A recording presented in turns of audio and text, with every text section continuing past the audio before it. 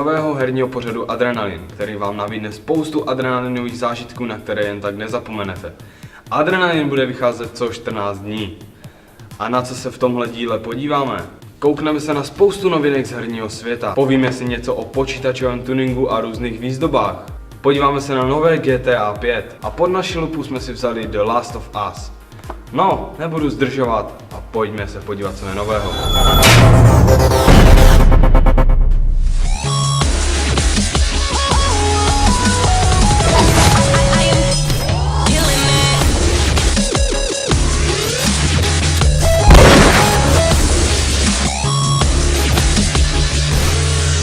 Společnost Nintendo se rozhodla dát hráčům ideální příležitost koupit si jednu z jejich verzí přenosné konzole Nintendo 3DS. Nintendo 3DS i 3DS XL jsou nyní k dostání za výrazně nižší cenu. Větší 3DS XL je nyní k dispozici za 4,5 tisíce korun. A co se týče menšího 3DS, to je nyní v prodeji za cenu 3,5 tisíce korun. Nintendo tedy reaguje na tržní situaci, tedy nízkou poptávku po této handheldové konzoli. Za cenu 6 000 korun je pak k dispozici Nintendo 3DS XL v bundlu s danou hrou. Mezi ty patří Animal Crossing, Monster Hunter 3 Ultimate, Fire Emblem, Mario Kart a Super Mario 3D Land. Pro konzoli Nintendo Wii U zatím žádná sleva není k dispozici.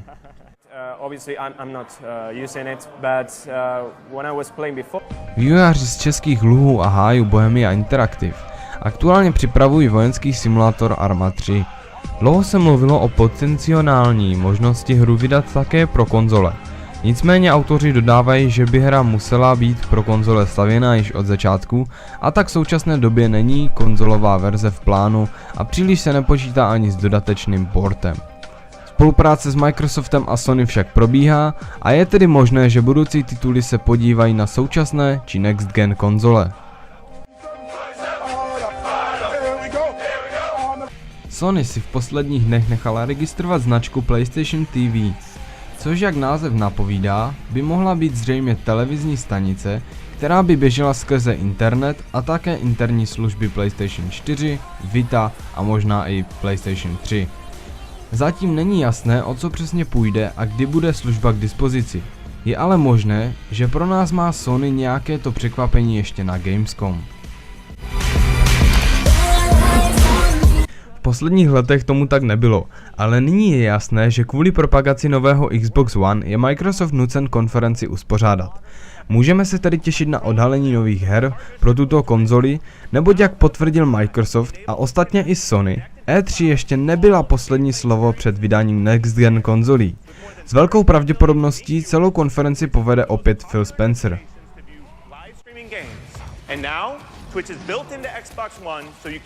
Ubisoft oznámil zcela nový díl ze série Prince of Persia. To sice vítáme s otevřenou náručí, přesto jsme ale čekali něco většího. Zkrátka a dobře nám chybí plnohodnotný titul. Prince of Persia The Shadow and Flame je pouze titulem pro mobilní telefony se systémem Android a iOS.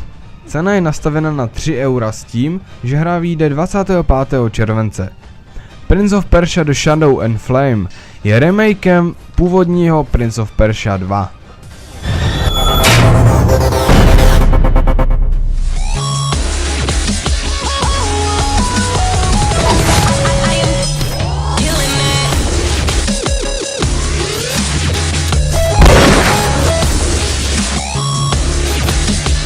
Takže máme tady strojaře Vojtěcha Žižku, který nám tady něco k těmto výrobkům řekne, jak si tyto výrobky můžeme vyrobit, nebo jak si je můžeme nechat vyrobit spíše a na co je můžeme použít. Takže ahoj, já tě tady vítám u nás ve studiu. Taky tě zdravím, ahoj. Jak vyrábíš tyto výrobky? Tak tyto výrobky se vyrábějí na CNC strojích na laserech.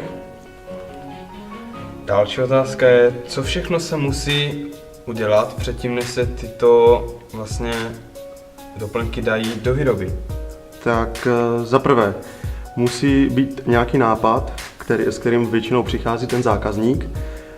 Za druhé je potom zpracování toho takhle na výkres, kde se to musí rozplánovat a dát na ty stroje. A následně potom je vytvořeno tento výrobek. Jak dlouho trvají přípravy, než se to dá do samotné výroby? Tak je to různé, záleží na požadavcích zákazníka, co všechno po nás vyžaduje. Jinak tady tohleto jsem měl nakreslené během, dejme, půl hodiny a potom na stroji to je už otázka 10 sekund, než se to vyrobí. Takže jsi mi ukradl další otázku, protože jsem se chtěl zeptat na samotnou výrobu, jak dlouho trvá, ale to je už jedno. Takže můžeme tady vidět nějaké meče z Minecraftu nebo bojové hvězdice. Můžeš nám říct dál něco k těmto výrobkům, co tady máme na stole? Tak, začínali jsme s prvním výrobkem, a to byl stojánek na mobil, který kdysi byl udělaný na tento můj mobil. A jsou smartfony více v modě, tak jsem přemýšlel o tom, jak si udělat taky takový držáček na mobil, tak jsem udělal něco takového. Na tenhle ten držáček se dá položit i tablet a můžeš se koukat potom v posteli třeba na filmy. To už je na tobě, kde to využiješ a postavíš. Nebo můžeme udělat také výřez do jakéhokoliv materiálu, který se potom vyhne. Tohle je například věšák na klíče a takhle můžou být udělané i výřezy do caseu. Tady nejvíc zaujal tento výrobek, je to otvírák, že jo? Ano, to je otvírák, to jsme dělali kdysi pro naši strojní průmyslovku, ještě jak jsem tam studoval. A tady jde taky vidět ten gravír. Je nějaký rozdíl, jak dlouho trvá výroba tenčího materiálu nebo tlustšího? Vlastně časově to omezené není, záleží tam jenom na nastavení toho stroje, jestli má větší výkon nebo nižší výkon. Jinak se může dělat do tlouštěk ta nerez ocel a ta klasická ocel do tloušťky 25 mm a takové minimum je 0,5 mm. Co vše jsi schopný vyrobit pro výzdobu počítače? Pro výzdobu počítače do vašich caseů můžu udělat jakékoliv díry, jak na odzdušnění, tak i gravírování vašich oblíbených značek a tak dále. A jaký preferuješ materiál při výrobě? No, jelikož se toho caseu předpokládám budete často dotýkat, tak je vhodné použít nerez ocel broušenou, nebo už potom může třeba být i komaxitovaná nějaká ocel, ale když už tak tu nerez, a to z toho důvodu, protože by se dělo tohleto, jak všichni víme, koroze. Takže jednoduše zkráceně nám to prostě zrezaví. No. A to není pěkné. To teda není. Takže já bych chtěl tady Vojtovi poděkovat za to, že přišel tady k nám do studia našeho pořadu Adrenalin a my se přesuneme k další rubrice. Taky tak zbožňujete, když jdete po ulici a jen tak dáte někomu přes zubu? No dobře, v reálu to tak možné není, ale v sérii Grand Theft Auto je možné vše. Pojďme se tedy podívat na preview z GTA 5.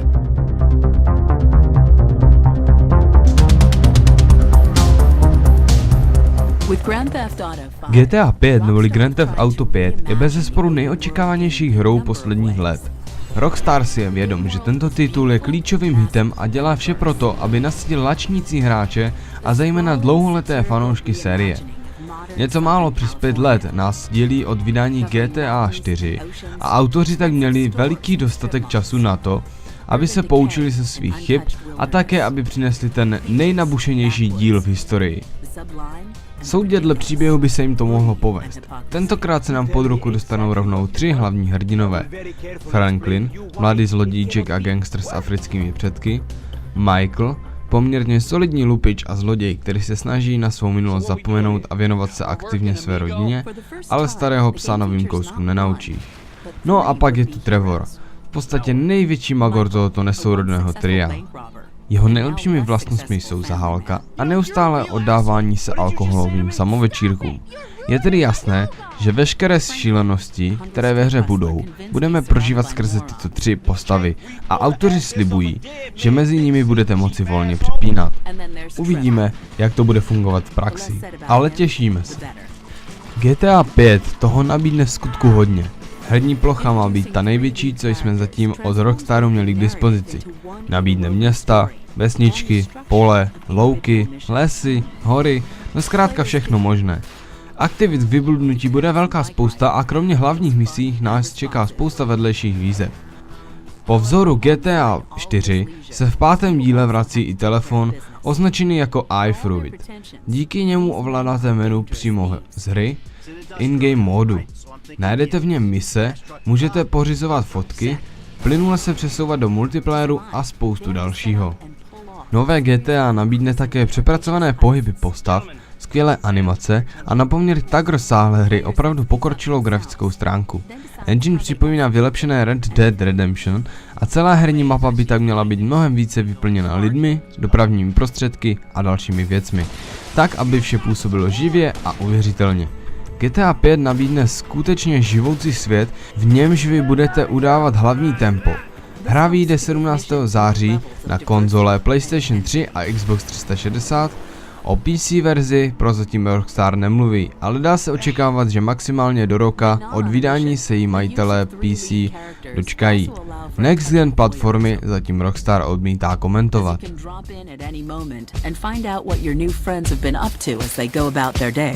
Jeez, Pop, too much more of that and maybe I won't be dead by 35.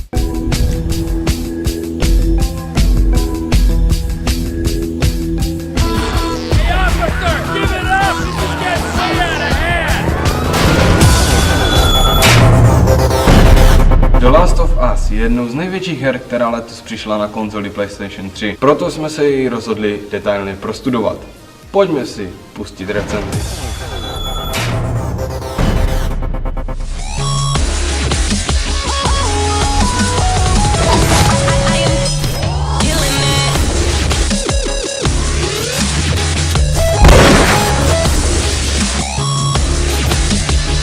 Není si zkrátka co namlouvat. The Last of Us byl nejočekávanějším titulem pro majitele konzole PlayStation 3 v uplynulých měsících. Ostatně jde o jeden z posledních největších titulů pro tuto konzoli. My jsme si ji tedy kompletně prošli a můžeme vám podat svědectví o tom, jaká hra skutečně je. Je to tedy takový hit, jak Sony slibovala, nebo nás tahali za nos? The Last of Us se odehrává v postapokalyptickém světě, kdy lidí je na dnešní poměry velmi málo. Proč? Vše způsobil záhadný virus, kterým se lidi nakazili a postupně vymírají nebo se mění na podivná monstra. Po 20 letech od vypuknutí nákazy jsou v Severní Americe, kde se celý příběh odehrává, ještě stále karanténní oblasti s přísným režimem pod dohledem armády, kde několik lidí stále žije a za velkými zdmi měst jak by smet. Opakem jsou některá města, která byla kdysi epicentrem nákazy a na těchto místech byste nenašli nic jiného než zkázu. Celý příběh se hlavně, kromě pár vedlejších postav, motá kolem Joela a Ellie. Joel si toho hodně prošel a jeho jedinou prioritou před setkáním s Ellie je aspoň přežít v rámci možností. Jednou za čas udělá nějakou pašeráckou práci pro místní gang, jako například pašování nelegálního zboží. Většinou za zbraně na obranu nebo potravinové lístky navíc, díky nimž se lidé stravují v karanténní oblasti. Na první pohled je Joel zarostlý morous s pokročilými šedinami a jeho věk už vyhlíží kulatou 50, pokud ji už nepřehlédl. Joelovou parťačkou je malá Ellie, které je 14 let a jsou nám jasné vaše obavy, že tato puberťačka bude jen na obtíž a kvůli jednímu pfňukání snad ani hru nedohrajete. Musím vám tedy říct, že vaše obavy nejsou na místě. Nikdy jsme ve hře neviděli tak přirozenou postavu, natož u malého dítěte.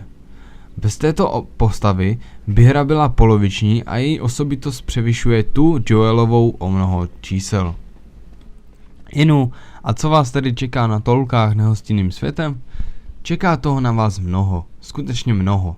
Naughty Dog se s tím tentokrát nepářou a jednoznačně z The Last of Us dělají největší hru, co kdy stvořili po všech směrech. Pokud vás občas trápilo, že Uncharted je dost krátké, tak The Last of Us vás to rozhodně trápit nebude. První průchod hrou mi zabral něco kolem 16 hodin a to na střední obtížnost. Ono je to i tím, že některé pasáže budete zkrátka opakovat vícekrát, neboť jsou dosti těžké. Těžší než Joelův narvaný batoh a jeho životní volby. Hra krásně vyvažuje tempo. Pár minut se procházíte pustým světem, v němž na vás číhají různá nebezpečenství. Tím jsou samozřejmě vaši nepřátelé, omezenost vašich zásob a další elementy. Právě pokud jdete jen tak krajinou nebo městem a hledáte cestu dále, tak dochází ke vzájemné diskuzi dvou postav. Dost času ale také zabere boj. Tím je hra slušně prošpikovaná a v podstatě je důležitou součástí hry. Všude na vás číhají lovci, kteří schání něco k jídlu a rádi si podají bezbranné pocestné, a v takových chvílích přichází na řadu volba. A to zda pasáž projdete potichu, ve stealth modu, anebo zda se do všeho vrhnete po hlavě. To nás vede k tomu, abychom vám představili vaše nepřátele. Nejmenší hrozbou představují tzv. Ranři, kteří na první pohled vypadají ještě jako lidé. Spatří-li vás, rozběhnou se proti vám strašnou rychlostí a pokud se nebudete bránit, umlátí vás k smrti. Proti Ranrům se však dá bránit i holými pěstmi. Mnohem větší hrozbou představují klikři, v jejichž mozku zakořenila houba Cordyceps. Klikři jsou charakteričtější svojí hlavou, která právě připomíná exotický druh houby. Zrák jim sice neslouží, ale za to mají zatraceně dobrý sluch a jakýkoliv hluk je vyprovokuje. A je s vámi konec, protože na boj s nimi potřebujete zbraň pro boj zblízka, což například baseballová pálka. Třetí do party nakažených jsou bloutři. Dali by se říct, že se jedná o klikry, ve kterých se houba rozrůstala již pár let a proto jsou mohutní a na jejich zničení padne více jak jeden zásobník do 9. Co se týče nepřátel, tak ti jsou poměrně inteligentní a dostanou vás často do úzkých. Ono je dobré i to, že se jednotlivé pasáže v taktice nepřátel mění po opětovém načtení. Nicméně i jejich inteligence trpí. Občas se stane, že některý z nich běhá sem tam jako zběsilý a nevěnuje vám přílišnou pozornost. Nicméně nejde o příliš častý jev a zřejmě by se dal eliminovat dodatečným patchem. Pokud jde o zpracování, tak není co namítat. Naughty Dog už z Uncharted 3 ukázali, že z PS3 dá vždímat vyšší výkon, než se původně tvrdilo. The Last of Us je ale ještě hezčí a detailnější. Zejména samotné charaktery jsou vybroušené do nejmenších detailů.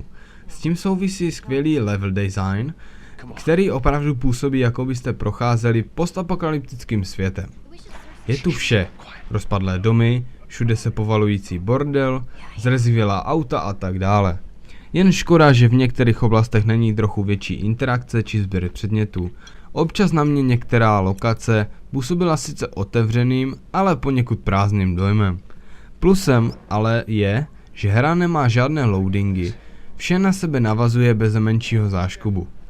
Závěrem můžeme říct, že jsme se skvěle bavili jak gameplayem, tak příběhem. Hlavní postavy vám přirostou k srdci a prožíváte jejich vzestupy a i pády spolu s nimi.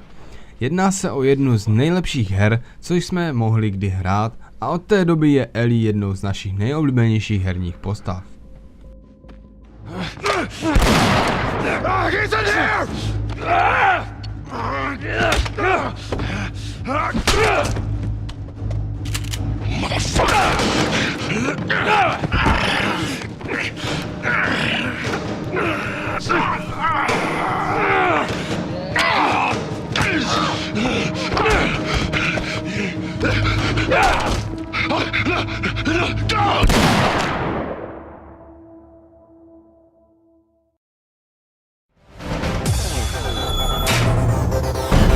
to fight, and ready yourself to avenge your fallen king.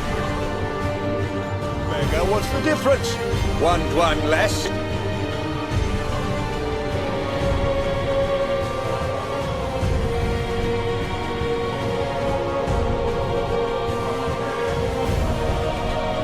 I'm no avenger of orphans, no executioner for hire.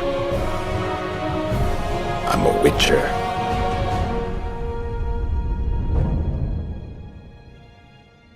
Ve spolupráci s herním magazinem Vyťukej.cz přinášíme soutěž o 3 kousky platinové edice hry Zaklínač 2 Vrahové králu pro počítač. Stejně jako se Zaklínač Geralt musí vypořádat se svými povinnostmi, i vy budete muset zodpovědět naše 3 otázky. Z nich budou následně vybráni 3 šťastlivci. Soutěž končí o půlnoci 1.8. a výherci budou zveřejněni na webu Vyťukej.cz nasledující den při premiéře 2. dílu pořadu Adrenalin. Ceny do soutěže nám daroval herní obchod Comget. A pojďme se rovnou vrhnout na zadání. První otázka zní, Jak se jmenuje závěrečný díl herní trilogie Zaklínač? Druhá otázka. Nejlepším přítelem Zaklínače Geralta z Rivie je? No a třetí otázka. Kdo je Geraltovou osudovou láskou, kvůli které by položil i život? Výběr odpovědí právě vidíte na obrazovce. Tak neváhejte, vyberte jednu z odpovědí a soutěžte s adrenalinem. Soutěžní e-mail musí obsahovat samozřejmě, že 3 odpovědi, dále vaše jméno a příjmení a město, ve kterém bydlíte. Podmínky soutěže jsou strašně jednoduché, nechceme po vás nic převratného. Musíte mít odběr na našem YouTube kanále Adrenalin a like na Facebooku Adrenalinu a vyťukej.cz. Vaše odpovědi zasílejte na e-mail soutěž@vyťukej.cz. Tímto se s vámi loučíme z prvního dílu Adrenalin a uvidíme se opět za 2 týdny v pátek.